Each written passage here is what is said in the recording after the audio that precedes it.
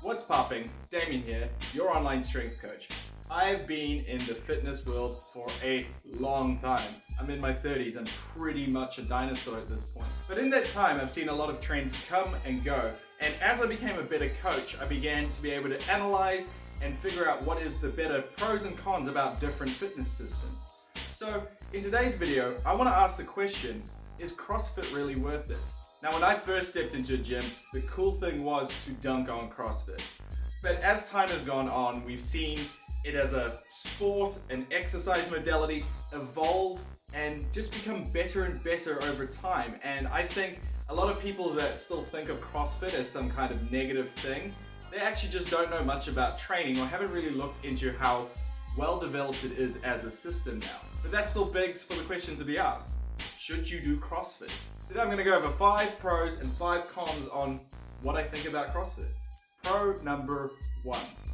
If there's anything CrossFit managed to do that revolutionized exercise, it was its ability to build a community. Their innovative approach to WODs or workout of the day, that you're doing the same workout as potentially millions of people across the world, was absolutely incredible at cementing CrossFit as not just a type of exercise, but a culture within itself. You suddenly have an extended family of CrossFitters that you can all relate to, you can compare how difficult things were, and it just makes everyone feel inclusive once you manage to break into this family. It initially very much was pitched as like the anti-gym bro thing, and that's why we call them CrossFit boxes and not CrossFit gyms.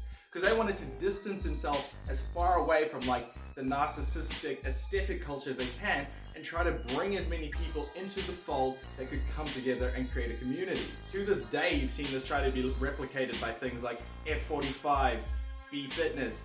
There's a multitude that are trying to do it, but CrossFit did it first, and I still think that they did it the best. So if you're looking for a fitness lifestyle change, you can just step into a CrossFit box, and suddenly you're surrounded by people that fit the new expectations you have for yourself. And that is one of the biggest obstacles people usually face when getting into fitness. It's the social pressure of friends and people around you that think you're being crazy. Con number 1. It can be pricey. You're not going to be a broke student doing CrossFit.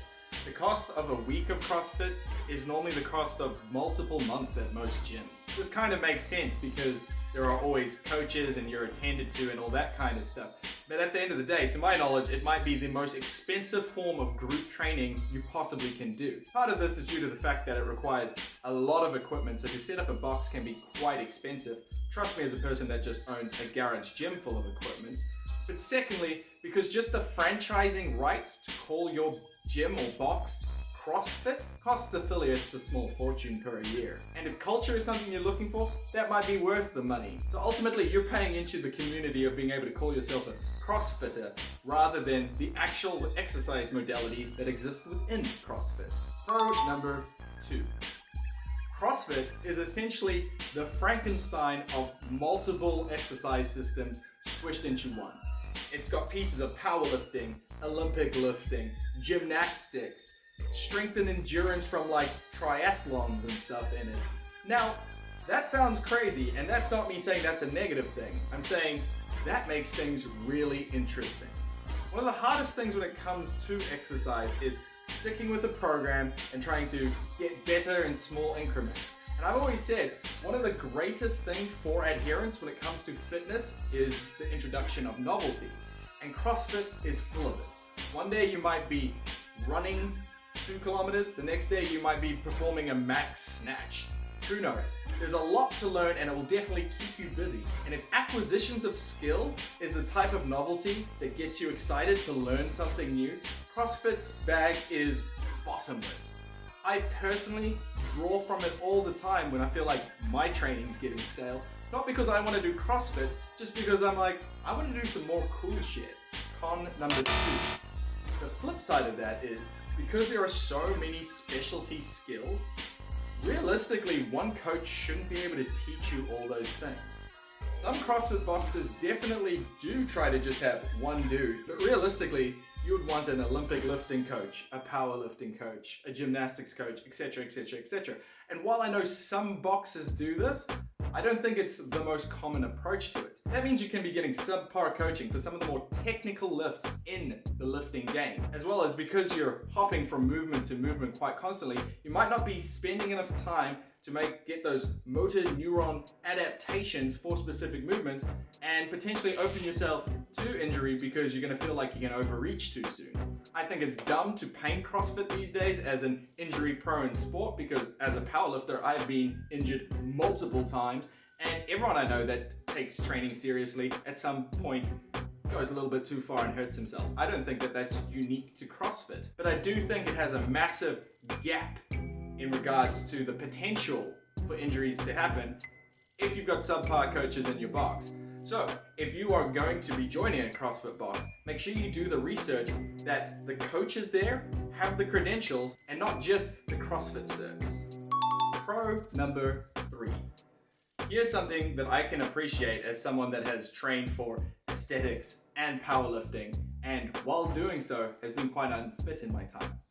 CrossFit and its Metcon approach to workouts does seem to be able to balance strength and endurance training, maybe the best out of all the exercise modalities I know. Sure, you could go to a strength and conditioning coach for like sport-specific training and probably get better results for your sport. But just for general, I want to be strong, I want to have a bit of muscle, and I want to be fit, you can't really beat CrossFit. And this again goes back to it being a bit of a Frankenstein sport in which it draws from everything, and it's pretty much just taken everything that's fun from everything else and squished it into one ball. I personally think it's a little bit too much on the aerobic side, and I think that this is a result from running classes where you often have to do things for time rather than for reps with adequate rest intervals. But at a stretch, I still think it's probably the most balanced system in regards to hitting everything in a fun way.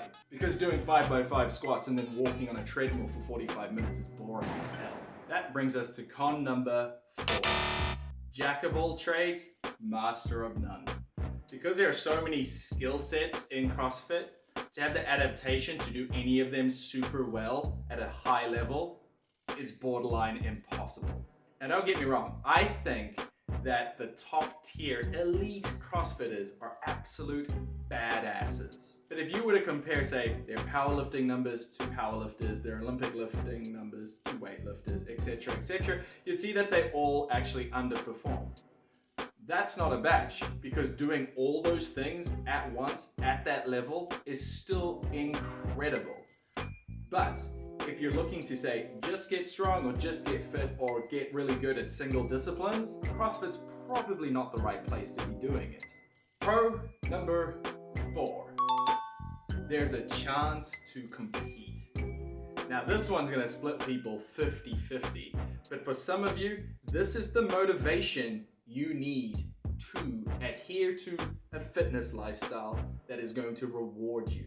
The idea of a deadline, that it needs to be done by a certain point and then you need to perform it. That kind of pressure is perfect motivation for a lot of people that, if left without a deadline, just kind of flounder about. Competition provides you the ability to set a goal that has to be done in a time frame. And if you know anything about successful goalkeeping, time frame is the most important part of it. When does it have to be done by? This is a major key to adherence to exercise, and it's built right into CrossFit. Also, there is a reason to up your performance and gives you a focal point on doing better rather than just staring at a mirror or staring at a scale trying to look good. You will look good just by getting in shape to compete. Con number 4. Because there is that sense of competition and everyone pushing to their limits, it can be quite intimidating to join CrossFit. And I think that that is the biggest flaw that companies such as F45 have capitalized on over the years. But I'll get to that in a later video. Even the strength-based training I do with my clients, most of them are like terrified at the idea of trying to learn how to snatch or clean. They think it just looks scary. And people have this idea with CrossFit that they're gonna go into a box and have to do 1,000,000 snatches in a row. Now, I know this isn't true and you would get coaching to be able to do that, But at the end of the day, with Joe Public, they probably don't know that. And I definitely have heard people say CrossFit's scary. Hell, I've been lifting for years, and the cardio aspects of CrossFit has made me never ever attend a CrossFit class. Like, I am terrified of it. It would kick my ass, and I don't know if I'm willing to be that uncomfortable. Pro number 5. I feel like we're going full circle back to number 1, because this has to do with the sense of community once again. This is essentially group training, but it is handled more like strength and conditioning training, in which that there are coaches watching you, there are benchmarks, and the workouts are tailored to try help you beat these benchmarks. So you're getting a progression model in your training while being advised by coaches and having people motivate you to keep pushing. That keeps a lot of people stepping their fitness game forwards. A lot of people get stuck in the rut in other fitness modalities where they end up just doing the same stuff over and over again and expecting different results. But at least with CrossFit, because you have coaches and you have workouts and you have benchmarks, the hassle of programming has been taken out of your hands and is being taken care of by people that know what they're doing. And that brings me to con number 5, which is the flip side of pro number 5. And that is that regimented training doesn't offer the flexibility for people that have different needs. Now, I know that WODs scale up and down depending on what your level's like, but at the end of the day, if you've got something a little bit interesting or a weird injury or something that separates you from the average CrossFitter, you're not going to be able to participate in CrossFit to its full extent. So that's always going to be a downside of group training. Rather than working a better way for you to do something, you rather have to compromise on a workout that's being done. So instead of being able to work out in an optimal fashion, say around an injury while you rehab it, you're rather forced to do a workout that exists and then scale it down so that you can do it. But now you're not training optimally because you're not doing the workout to the full extent it should be doing.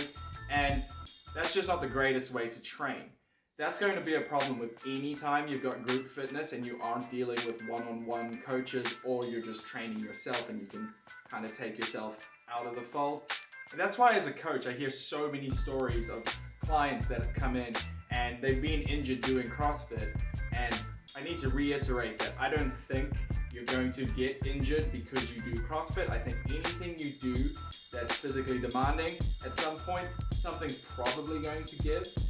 But once they're injured, it's too difficult to re-enter an environment that isn't necessarily conducive to rehabilitation for an injury. Rather, you're working around other people being able to work out at their full potential. So that's just some of my personal thoughts about whether or not you should do CrossFit. As someone that's been a coach for a good amount of years and has some knowledge in training and exercise systems and programming. It is just my opinion at the end of the day, so if you agree, let me know.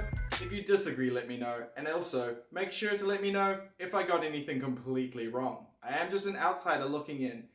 Feel free to comment any suggestions on any other forms of fitness training or training modalities you'd like me to cover. I've got a few in mind, but I'd love to hear some suggestions. Peace. Get it!